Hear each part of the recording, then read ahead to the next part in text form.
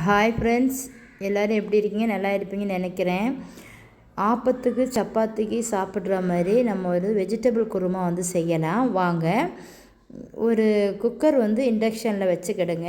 வச்சுட்டு 3 table spoon coconut oil சேர்த்துக்கணும். 1/4 teaspoon மிளகு, 1/4 டீஸ்பூன் சோம்பு, 2 பல் பூடு, 2 சின்ன வெங்காயம், ஒரு துண்டு இஞ்சி, இதை 2 பச்சை மிளகு, இதை கல்லில் போட்டு இடித்து கருவேப்பிலை விட்டு ஆயிலில் போட்டுக்கிடுங்க. ஒரு வெங்காயம், ஒரு தக்காளி சேர்த்துக்கிடுங்க. ஒரு உருளைக்கிழங்கு சேர்த்துக்கிடுங்க. ஒரு பெரிய காலிஃப்ளவரில் ஒரு 1/4 துண்டு எடுத்து கட் பண்ணி இந்த ஆயிலே இந்த வெஜிடபிளில் சேர்த்துக்கிடுங்க. 50 கிராம் பச்சை பட்டாணி, ஒரு பெரிய கேரட், அதை ஒரு விசில் போட்டு எடுத்து நான் இந்த வெஜிடபிளை சேர்த்துருக்கேன். அந்த தண்ணியை வெளியில் கொட்டிடாதீங்க. பச்சை மிளகும் சேர்த்து சால்ட்டும் போட்டு நல்லா வதக்கி விட்டுக்கிடுங்க.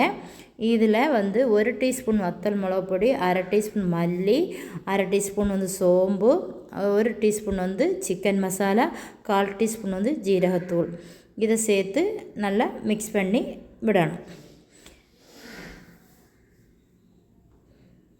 மிக்ஸ் பண்ணி விட்டுட்டு நம்ம தேவைப்பட்ட அந்த க்ரீன் பீஸ் வேக வச்சு வச்சுருக்கோம் இல்லையா, அந்த தண்ணியை இதில் சேர்த்துக்கிடுங்க. சேர்த்துட்டு ஒரு 1/4 முறி தேங்காய், 1/4 டீஸ்பூன் சோம்பு, 2 சின்ன வெங்காயம், ஒரு துண்டு பட்டை, இதை 1/4 டீஸ்பூன் மஞ்சள் ஒரு மிக்ஸி ஜாரில் சேர்த்து லைட்டாக தண்ணி விட்டு நல்ல நைஸாக அரைக்கக்கூடாது, ஒரு மீடியமாக அரைச்சி இந்த வெஜிடபிளில் நம்ம சேர்த்துடலாம்.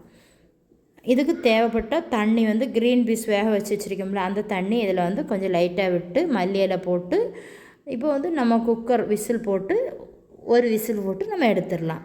2 விசில் போடக்கூடாது. என்னென்னா வெஜிடபிள் எல்லாம் நல்லா சப்பி ஒரு மாதிரி இருக்கும், அதனால் அப்படி போடக்கூடாது. இப்போ ஆப்பத்துக்கு, சப்பாத்திக்கு, சாதத்துக்கு கூட எடுத்துக்கலாம். நம்ம சேனல் உங்களுக்கு பிடிச்சிருந்தா சப்ஸ்கிரைப் பண்ணி லைக் பண்ணுங்கள்.